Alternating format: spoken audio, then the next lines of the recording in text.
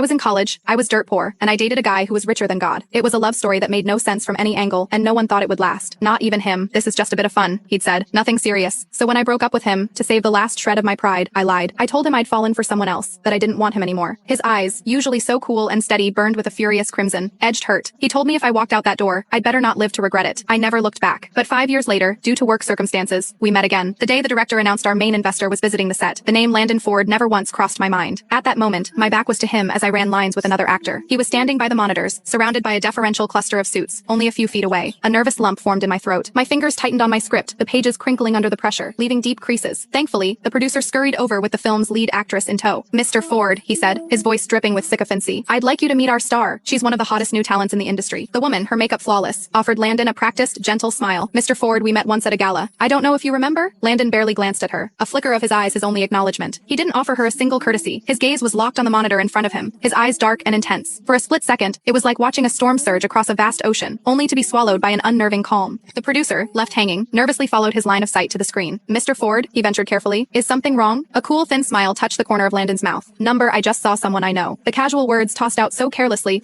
made the muscles in my back seize. A cold knot of panic tightened in my stomach. "Oh, an old friend on our set." The producer's face lit up, practically glowing with delight. "Who might that be?" In that instant, I felt a dozen pairs of eyes sweeping over the set, searching. Then Landon's voice, as cool and sharp as ever, cut through the air. Her, Pippa!" The young actress standing across from me gasped. I just blinked, my mind struggling to catch up. The producer practically sprinted over, nudging me aside to enthusiastically guide Pippa toward Landon. Watching them talk, a familiarity in their exchange. The breath I'd been holding finally escaped in a silent, shaky rush. Thank God he wasn't talking about me. All these years had passed. An awkward reunion with an ex-boyfriend felt, not just clique-fay, but deeply unwelcome. Besides, they genuinely seemed to know each other. Even when Pippa, pushed in front of him, complained, "Hey, I was in the middle of running lines. What do you want?" Landon's response was a lazy smirk. "Your brother told me to tell you to stop playing movie star and come home." He was nothing like the short-tempered tyrant people whispered about. The producer's beaming face was proof enough of that. Their meeting was going swimmingly. So swimmingly that when the producer and director suggested they all continue the conversation over dinner, Landon didn't refuse. I watched their retreating backs, my body finally unclenching. I carefully smoothed out the mangled script in my hands and let out a long, slow sigh. Somehow, I'd survived the day. But just as she was about to turn the corner, Pippa glanced back over her shoulder. "Willa?" she called out, her voice bright and full of energy. "Do you want to come to dinner with us?" For the first time in my life, I understood what it felt like for time to freeze. When the world snapped back into focus, I ducked my head, letting my hair fall forward to hide my face. "No, thanks. You guys go ahead. I have plans tonight." I turned and walked away, my steps hurried, almost fleeing. I had no idea if Landon had recognized me. The lighting on set was dim. Maybe he hadn't gotten a clear look, or maybe he had, and the current version of me simply held no significance for him. Our breakup had been a spectacular, ugly mess. I had humiliated him, a man so fiercely proud, in front of everyone he knew. I had been the one to dump him, my cruelty a sharp, decisive blade that shocked everyone. But only I knew the truth. I was the one who walked away, and I was the one who cried myself empty for weeks afterward.